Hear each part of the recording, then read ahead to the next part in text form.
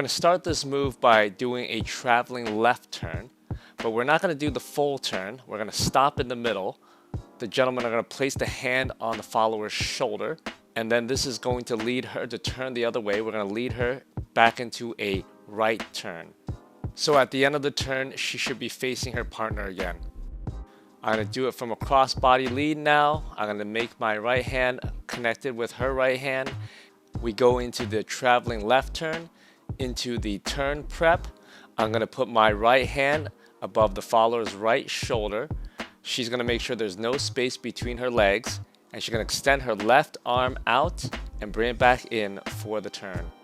The arm and the feet coming together provides power for the spin.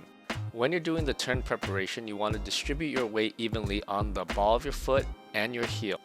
Now, if you watch Alice's right foot closely, you'll see that she actually lifts it a little bit and picks it up and turns it around before she does the full turn.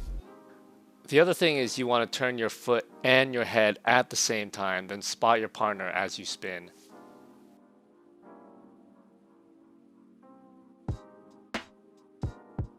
Since most of you are watching these videos on YouTube, you do not need a partner to practice this move.